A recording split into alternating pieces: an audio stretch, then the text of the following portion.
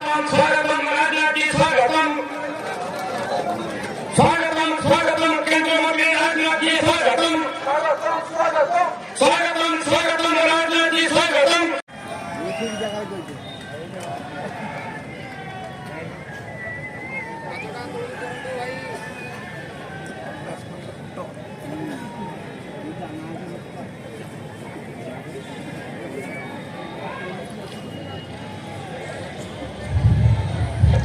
Bharatiya Janata party के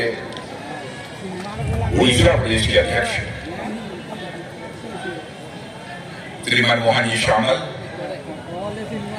और हमारे भारत सरकार में मंत्री इंजीनियर विश्वेश्वर टुडू जी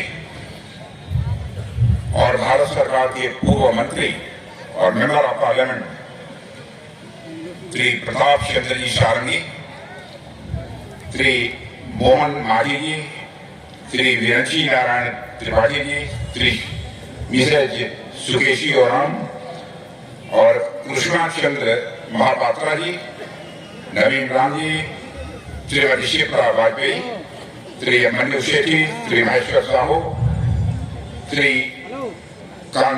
कांदेरा सोरेन, श्री कृपा सिंधु महापात्रा, उमाकांत महापात्रा, हेमंत पाड़ी, श्री भास्कर महल, श्री नाबाद चरण माली एमएलए हमारे सब, श्री बुधन मुर्मू, श्री सनातन बिजली, श्री सुकांता कुमार नायक, श्री सूर्य वंशी सूरज, श्री गणेश राम सिंह कुंडिया, श्री प्रवीण भंजन देव, श्री प्रमोद चंद पांडा, श्री रघुनाथ महंती, श्री लक्ष्मण टुडू, श्री पुरुषोत्तम नायक, श्री संजीव मोहंती। नाम बहुत सारे हैं और इस सभा में मौजूद मेरे सभी सम्मानित बहनों एवं भाइयों, शायद इस स्थान पर किसी सभा को संबोधित करने के लिए पहली बार मैं आप लोगों के सामने खड़ा हुआ हूं। वैसे तो उड़ीसा की बहुत सारी सार्वजनिक सभाओं को संबोधित कर चुका हूं, लेकिन शायद यहां मेरा पहली बार आना हो रहा है। क्यों मनमोहन जी? जब मनमोहन जी बता रहे हैं दूसरी बार आना होगा और आप लोगों ने फूलों की हार पहनाकर साल भेंट करके तालियां बजाकर हम लोगों का बहुत ही गर्मजोशी के साथ स्वागत किया है।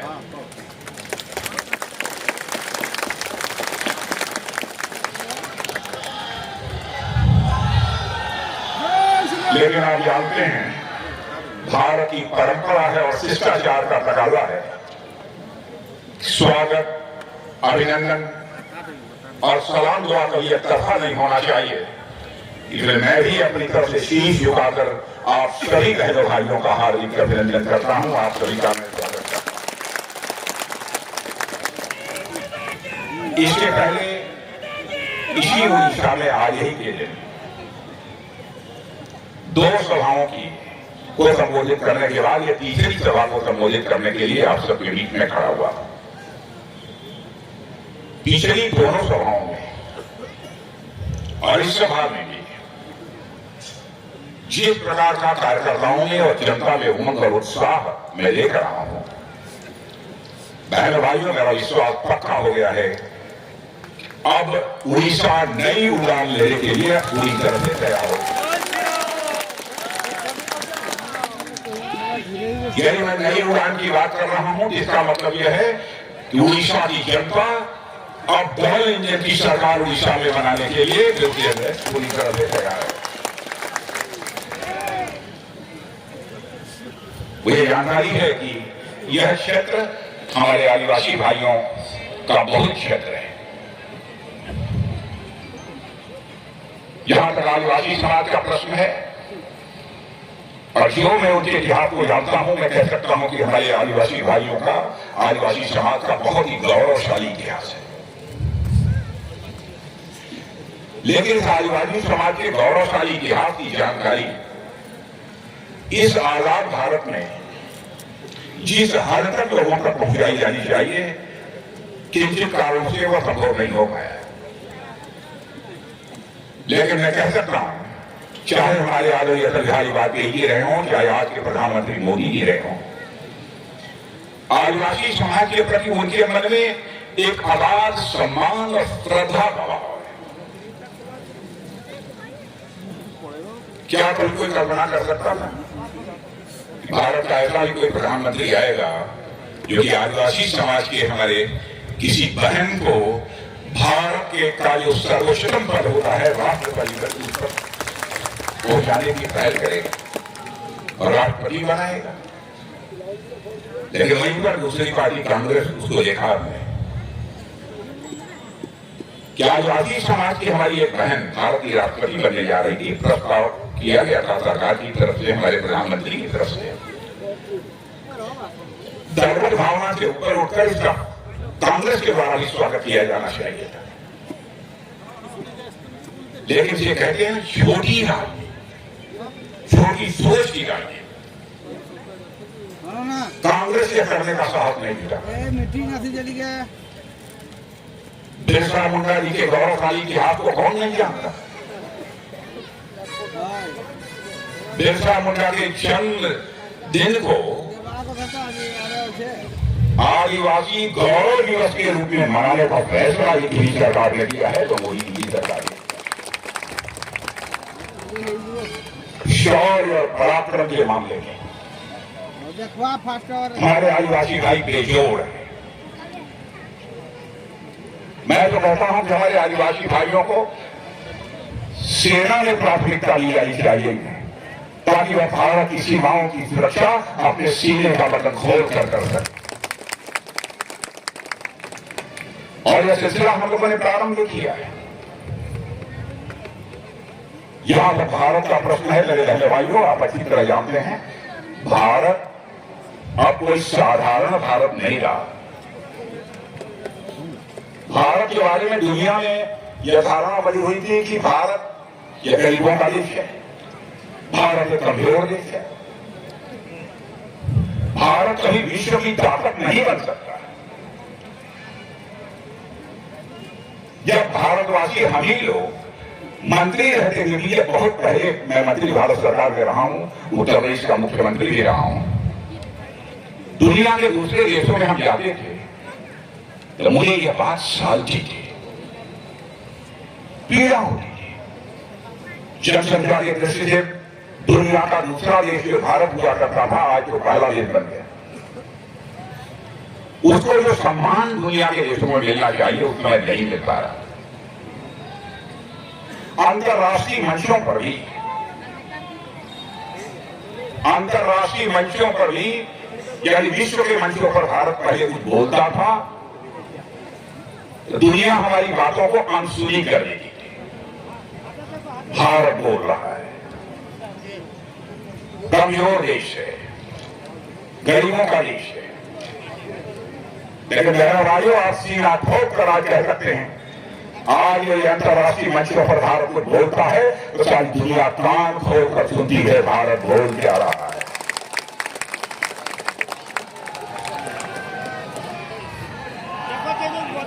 नौ वर्षों के अंदर ही हमारे प्रधानमंत्री मोदी जी ने यह करिश्मा करके दिखाया है।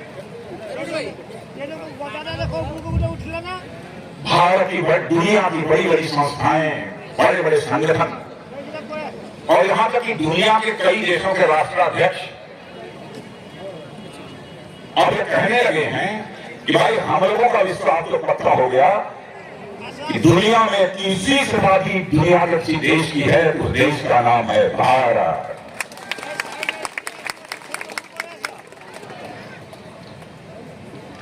पहले धन दौलत के मामले में यानी अर्थव्यवस्था के आकार के मामले में हम लोग दुनिया में 11वें स्थान पर खड़े थे। कांग्रेस की हुकूमत की बात बता रहा हूं। कमाल किया है हमारे प्रधानमंत्री ने, मेरे बहनों भाई, कमाल किया है। आज जो कल भारत दुनिया के देशों में अर्थव्यवस्था के आकार जीडीपी के मामले में 11वें स्थान पर था, आज आपको जानकर खुशी होगी, आपका सीना गौरव के साथ फूलेगा मेरे बहनों भाइयों। क्या भारत 11वें स्थान से जंप लेकर आज 5वें स्थान पर पहुंच गया और भारत अर्थव्यवस्था जितनी तेजी के साथ आगे बढ़ रही है, भिन्न भिन्न क्षेत्रों में भारत जिस तेजी के साथ विकास कर रहा है, बड़े बड़े अर्थशास्त्री हम मानने लगे हैं कि भारत को दुनिया की टॉप 3, दुनिया के ऊपर के 3 देशों में आने से 3 वर्षों के अंदर ही, यानी 27 के पहले तक, 27 प्रारंभ होते होते 2027 प्रारंभ होते होते भारत दुनिया के टॉप 3 कंट्री में आकर खड़ा हो जाएगा। और हमारे मोदी जी का हौसला देखिए, हमारे प्रधानमंत्री, हमारे मोदी जी कहते हैं अरे अभी हम टॉप 3 में आने वाले हैं, लेकिन 2047 आते आते आजादी के 100 वर्ष पूरा करते करते हम भारत को दुनिया का विकसित देश बनाएंगे। ख्वाहिश तो हमारी यह है कि यह नंबर 1 की कंट्री है दुनिया में बन जाए। भारत के प्रति सारी दुनिया में बेहद सम्मान बढ़ा है। उसका श्रेय जहां पर हमारे प्रधानमंत्री को मैं देना चाहता हूं, वहीं पर हमारे देश की जनता ने जिस प्रकार से संबल दिया है, प्यार दिया है, मोहब्बत दी है, हम उसका श्रेय इस हिंदुस्तान की जनता को भी देना चाहते हैं। लंबे समय तक आप लोगों ने कांग्रेस की हुकूमत देखी है, लंबे समय तक। जब कभी भाषण लेके कांग्रेस के नेता खड़े होते थे तो कहते थे हमारी सरकार बना दो, हम हिंदुस्तान से गरीबी भगा देंगे, गरीबी समाप्त कर देंगे। मैं भाई 70 वर्षों में कांग्रेस ने गरीबी समाप्त किया? मैं आपसे सवाल पूछना चाहता हूं, 70 वर्षों में कांग्रेस ने गरीबी समाप्त किया? गरीब समाप्त होते जा रहे थे, गरीबी समाप्त नहीं हो रही थी, आराध्य हो गए। और यह मैं नहीं कह रहा हूं, नीति आयोग, पढ़े लिखे लोग जानते होंगे नीति आयोग के बारे में। आज नीति आयोग कह रहा है, वारे मोदी जी आपने तो करिश्मा कर दिया, 25 करोड़ लोगों को उन्होंने गरीबी के संकट से हिंदुस्तान में 9 वर्ष के अंदर ही बाहर कर। और मैं दावे के साथ कह सकता हूं, तीसरा टर्म प्रधानमंत्री के रूप में मोदी जी को प्राप्त होना चाहिए।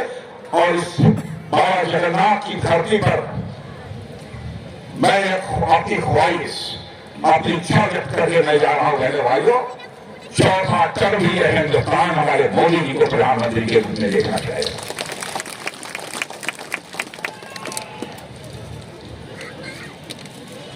ये होता था दुनिया में भारत को आंख नहीं था। कांग्रेस के हुकूमत में बराबर आतंकवादी वारदातें होती, नक्सलवाद, आतंकवाद, उग्रवाद लगातार बढ़ता जा रहा था। नक्सलवाद की मत कर 2 जिलों में रह गया है, जो 40-50 जिलों में था। आतंकवाद का जहां तक सवाल है, आपने देखा होगा 2017 में एक बार चोरी से कहना चाहता, भारत की सीमा में घुसकर पाकिस्तान के कुछ आतंकवादियों ने हमारे सेना के जवानों पर कातिलाना हमला कर दिया।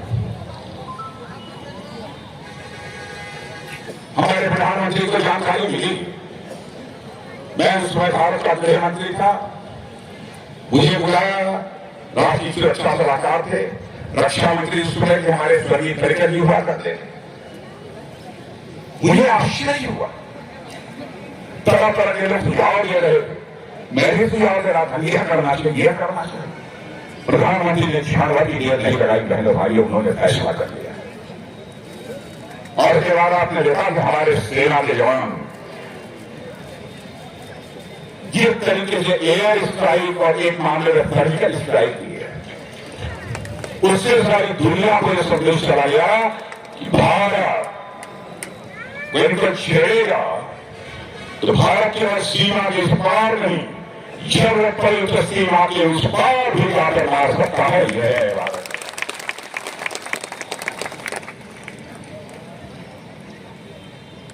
भारत वो हल्के तरीके से दुनिया में कोई नहीं ले सकता।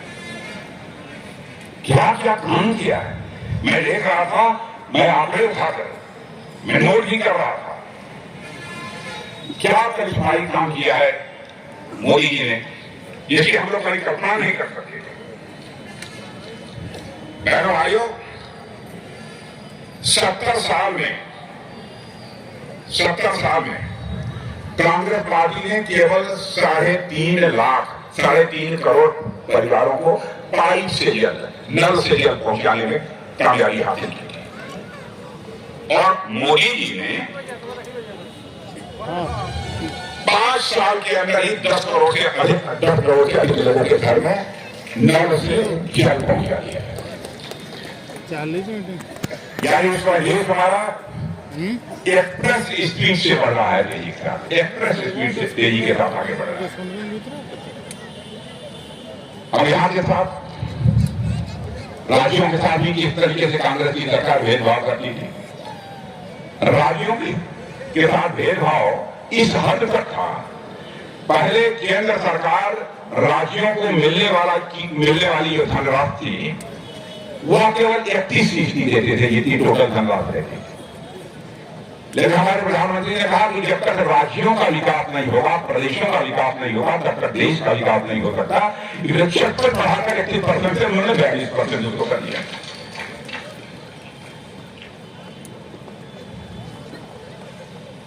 मोबाइल, मैं समझता हूं आप सबके पास मोबाइल होगी। अब तो कुछ परिवारों में 1 नहीं, 2 नहीं, 3 मोबाइल मुझे देखने को मिलती है, 4 मोबाइल देखने को मिलती है। जानते हैं 92% मोबाइल हम हमारे दुनिया के दूसरे देशों से मंगाते थे। लेकिन आज दुनिया के दूसरे देश में जाओ मेरे बहन भाइयों, डंके की चोट पर भी आप ठोक कर आप कह सकते हो कि मोबाइल बनाने वाला दुनिया का देश यदि कोई है तो देश का नाम है भारत।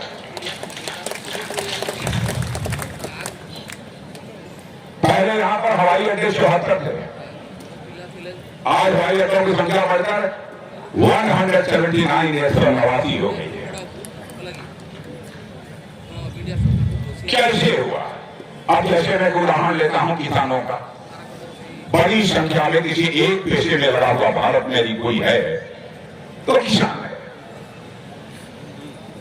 किसान के पास अपनी पूंजी न होने के कारण यानी बुआई के समय, दवा डालते समय और साथ ही सिंचाई के लिए जो थोड़ा बहुत पैसा चाहिए हमारे किसान भाइयों के पास, छोटे किसान भाइयों के पास तो होता ही नहीं था, वो किसी से कर्ज,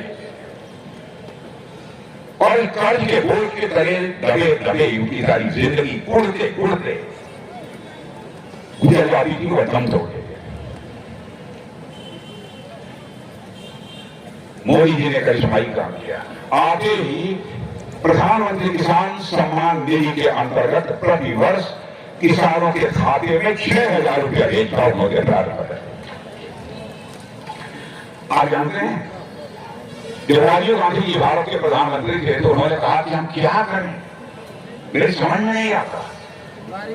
हम दिल्ली से 100 पैसा भेजते हैं लेकिन नीचे पहुंचते पहुंचते बामुश्किल 14 पैसा लोगों की जेब में पहुंच पाता है। यह उन्होंने अपनी लाचारी, अपनी बेवसी उन्होंने व्यक्त की थी। प्रधानमंत्री होकर राजीव गांधी ने बेवसी व्यक्त की थी, लेकिन हमारे प्रधानमंत्री ने इसे चुनौती के रूप में स्वीकार कर लिया। और बहन भाइयों, मैं आपको बताना चाहता हूं, मैं गृह मंत्री बना ही था, उनके प्रधानमंत्री बनने के बाद पहली बैठक थी, मैं भी उसमें मौजूद था। अधिकारियों की बैठक प्रधानमंत्री ने बुलाई थी और उन्होंने कहा भाई ऐसा है कि जिन लोगों का बैंकों में खाता नहीं खुला है जल्दी से बैंकों में सभी के खाते खुल जाने चाहिए। तो मैंने धीरे से कहा के पूछा कि मोदी जी के बैंकों में खाता खुलने से क्या हो जाएगा, इसको आप इतनी प्रायोरिटी क्यों दे रहे हैं? कहे राजनाथ जी बैठक के बाद बताएंगे। भाइयों करिश्मा हुआ है, बैंकों में खाते खुल गए। यहां राजीव गांधी कहते थे हम 100 पैसा भेजते हैं और लोगों की जेब में बामुश्किल 14 पैसा पहुंच जाता है। आज हमारे मोदी जी डंके की चोट पर 100 पैसा भेजते हैं तो 100 का 100 पैसा लोगों की जेब में पहुंचता है। भ्रष्टाचार पर अंकुश भाषण देकर तो नहीं लगाया जा सकता। भाषण देकर आप भ्रष्टाचार को समाप्त नहीं कर सकते। भ्रष्टाचार समाप्त करने के लिए व्यवस्था में बदलाव लाना पड़ेगा, सिस्टम में चेंज लाना पड़ेगा, तब जाकर हो सकता है। और इस काम को हमारे प्रधानमंत्री ने बखूबी किया है। गरीबों के प्रति हमदर्दी कितनी है। आप सब यहाँ पर बैठे, मैं कहना चाहता हूँ हमारी कोई भी बात गलत हो, आप अखबारों में अपना वक्तव्य दे सकते हैं, स्टेटमेंट दे सकते हैं, मेरी आलोचना कर सकते हैं, आपका मैं स्वागत करूंगा। क्योंकि मैं आपकी आंखों में धूल झोंक कर मैं आपका समर्थन नहीं चाहूंगा।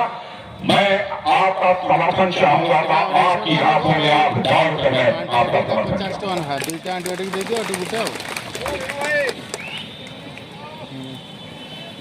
जन औषधि केंद्र।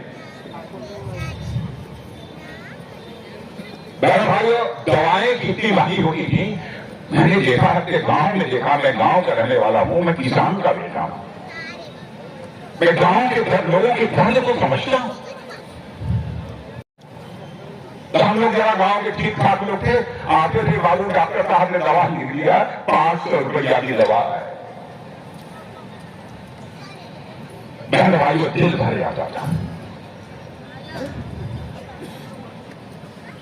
और हमने कल्पना करिए, बहुत सारे ऐसे परिवार रहे होंगे, पैसा न होने के कारण वो दवा नहीं खरीद सकते थे, अपने परिवारजनों का वो इलाज नहीं करा सकते थे, और दवा के अभाव में परिवार का वह उसका प्यारा सदस्य, माँ, बेटी, पत्नी, बेटा दम तोड़ देता था। आज जन औषधि केंद्र पर चले जाइए, 70 से 80 फीसदी दवा भर्ती मिल जाएगी मेरे बहन भाइयों, और यहां भी मिलती होगी, मैं दावे के साथ कह सकता हूं। छोटी छोटी बातें जिस ओर अब तक की सरकारों का ध्यान नहीं गया था, हमारी सरकार ने उस पर ध्यान देने का काम किया है। जन औषधि केंद्र खोले, हमारे आदिवासी समाज के बच्चों की भी पढ़ाई, वो भी मेडिकल कॉलेज में पढ़ सके, वो भी MBBS की डिग्री हासिल करें। यह सब करने के लिए आपको ऑप्शन होगा। मेडिकल कॉलेज पहले 390 थे, 70 साल में 390, हमारे प्रधानमंत्री 9 साल के अंदर 315 मेडिकल कॉलेज यहां पर खोल दिए। हमारी माताएं बहनें 2 करोड़ की संख्या में आज लखपति दीदी बन गई हैं, लखपति दीदी बन गई हैं, सेल्फ हेल्प ग्रुप के कारण, स्वयं सहायता समूह का। मैं बहनों से पूछना चाहता हूं कि सच्चाई है कि नहीं है। और मैं तो उत्तराखंड के चमोली में भारत की सीमा के किनारे में गया था, वहां पर स्वयं सहायता समूह, सेल्फ हेल्प ग्रुप की महिलाओं को ऐसे ऐसे आइटम बनाकर बेचते हुए मैंने देखा बहनों भाइयों कि गौरव के साथ मेरा तो सचमुच मस्तक ऊंचा हो गया। अच्छी कमाई हो रही है।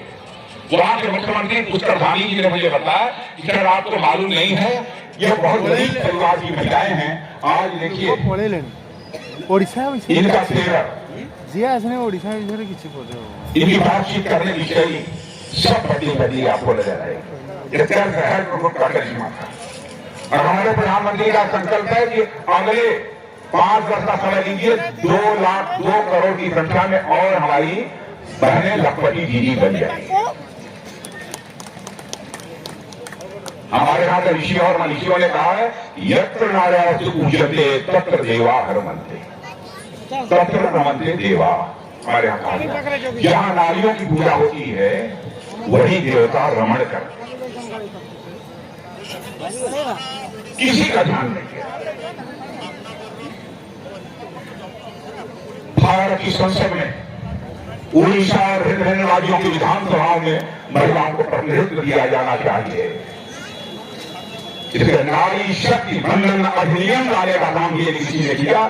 चर्चा कांग्रेस पार्टी लगभग 30-35 वर्षों से लगातार लोग करते चले आ रहे, उस काम को नहीं कर पाए। लेकिन हमारे प्रधानमंत्री ने संसद का विशेष सत्र बुलाकर बहनों भाइयों डंके की चोट पर 33% का रिजर्वेशन हमारे बहनों के लिए पास कर दिया। आधी आबादी उनकी भी है, उनका भी सशक्तिकरण होना चाहिए। अब तो सेना में भी सेना में भी मोदी जी ने कहा कि राजनाथ जी सेनाओं में भी महिलाओं को इजाजत दी जानी चाहिए, भर्ती दी जानी चाहिए। और मैं आपको जानकारी देना चाहता हूं, मैं अभी कल ही विशाखापट्टनम में था, 50 देशों के नेवी के चीफ आए हुए थे, वो 5 बजे आ गया।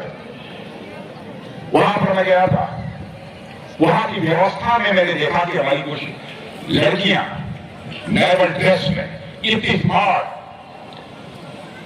अपने जिम्मेदारी का निर्वाह कर रही थी कि बहनों भाई हमारा तो गौरव के साथ मस्तक ऊंचा हो गया। नारी शक्ति का सम्मान भारत में हमारे प्रधानमंत्री ने यह करना सिखाया है। दवा दारू के लिए आयुष्मान भारत कार्ड, इसकी आप में से बहुत सारे लोगों का आपको होगा, 5 लाख रुपए तक का मुफ्त इलाज, 5 लाख रुपए तक का मुफ्त इलाज। दवा के अभाव में इस हिंदुस्तान में किसी को दम तोड़ने नहीं दिया जाएगा। बहनों भाइयों, किसी की जिंदगी दवा के अभाव में नहीं जाएगी। यह सब सोच पहली बार किसी प्रधानमंत्री की रही है। इसीलिए मैं कहना चाहता हूं, नहीं तो पहले तो नेताओं को आते थे, तरह तरह के आश्वासन देते थे, तरह तरह के आश्वासन, लेकिन आश्वासन पूरे नहीं होते थे। लेकिन चाहे मोदी जी हों, चाहे हम लोग हैं, बहन भाई जो कहेंगे उसे करेंगे, चाहे कि कितनी भी बड़ी कीमत हमको क्यों नहीं पानी। नेताओं के कहने और करने में अंतर होने के कारण भारत की राजनीति और भारत के नेताओं पर से जनता का विश्वास धीरे धीरे समाप्त होता चला जा रहा है और विश्वसनीयता का यह संकट निरंतर बढ़ता चला जा रहा है। भारत की राजनीति में पैदा हुए इस विश्वास के संकट को चुनौती के रूप में पहली बार किसी ने स्वीकार किया है, तो भारतीय जनता पार्टी ने स्वीकार किया है, हमारे प्रधानमंत्री मोदी जी ने स्वीकार किया। हम जो कहेंगे वो करेंगे, यह हमारी सबसे बड़ी ताकत है। और बहुत सारी बातें मैं करना चाहता हूं, लेकिन हमारी समस्या यह है कि यहाँ पर लिख कर आ गया है कि अब हमारा उड़न खटोला उड़ान नहीं भर पाए। यदि थोड़ा बहुत और मैंने विलंब किया तो एक और देखिए, सारी दुनिया में भारत का मस्तक वैज्ञानिकों ने कैसे ऊंचा किया है। चंद्रयान दुनिया का पहला देश ये भारत बन गया है मेरे बहन भाई, दुनिया का पहला देश। हमारे वैज्ञानिकों ने चंद्रमा के साउथ पोल पर पहुंचकर वहां पर अपना लैंडर उतारा। दुनिया का कोई देश नहीं कर पाया। कांग्रेस के मित्र कह रहे थे कि राजनाथ जी ये बताइए कौन सा कमाल था, मोदी जी ने क्या किया है। मैंने कहा मोदी जी ने हमारे वैज्ञानिकों की हौसला अफजाई की है। जब चंद्रयान 2 सफल नहीं हो पाया तो हमारे वैज्ञानिकों की आंखों से आंसू गिरने लगे। तो उस समय वहां जाकर उनको ढाढ़स बढ़ाने का काम यदि किसी ने किया था, हमारे प्रधानमंत्री ने किया था। यदि उनका दिल टूट गया था मेरे बहन भाइयों, तो हम चंद्रमा के साउथ पोल पर लैंड नहीं कर सकते। मंगलयान, आदित्य एल1 L2 और चंद्रमा पर पहुंचे। यह स्थिति भारत की अब धीरे धीरे बनती जा रही है। सारी मैंने अमेरिका जिस काम को नहीं कर पाया और भारत करने में पूरी तरह से सफल रहा है। और इधर हाल में तो आपने देखा होगा कि हमारे तपस्वी प्रधानमंत्री, आप कहेंगे कि आप तपस्वी प्रधानमंत्री क्या है। बहन भाइयों, किसी को ये संदेह रहा हो उस समय देखा होगा अयोध्या की धरती पर जब मर्यादा पुरुषोत्तम भगवान राम की बाल रूप की प्राण प्रतिष्ठा। हमें पहले कहते थे कि हम जिस दिन हमको संसद के दोनों सदनों में बहुमत मिल जाएगा तो अयोध्या की धरती पर भव्य राम का मंदिर बनने से हमें दुनिया की कोई ताकत रोक नहीं पाएगी। लोग कहते थे राम लगा हम आएंगे, मंदिर वहीं बनाएंगे, लेकिन भाजपा वाले तारीख नहीं बताएंगे। तारीख बता लिया, तारीख ने बता दिया 22 जनवरी को रामलला की प्राण प्रतिष्ठा हो गई। मेरे हम लोगों पर आरोप लगाया जाता है हिंदू मुसलमान के बीच भेदभाव करेगा। भारत माता की कोख से चाहे कोई पैदा हुआ हो, हिंदू हो, मुसलमान हो, ईसाई हो, कोई भी हो, पारसी हो, यहूदी हो, सभी हमारे परिवार के सदस्य हैं। यह हम लोगों की सोच है।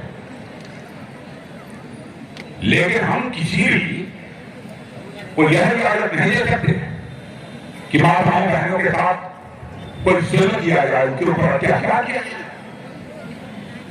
तलाक तलाक तलाक 3 बार बोलकर उनकी छुट्टी कर दी जाती। मैं आपसे पूछना चाहता हूं, क्या उचित था? छुट्टी दिलाकर कहते भाइयों, हम लोगों ने 3 तलाक की प्रथा को समाप्त कर दिया।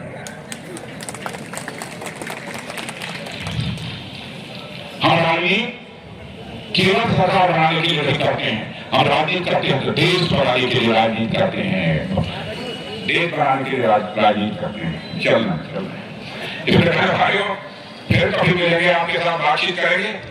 लेकिन आज के अवसर पर मैं आप सबसे यही अपील करना चाहता हूं, इस बार चुनाव आ गया है, लोकसभा का और विधानसभा दोनों का।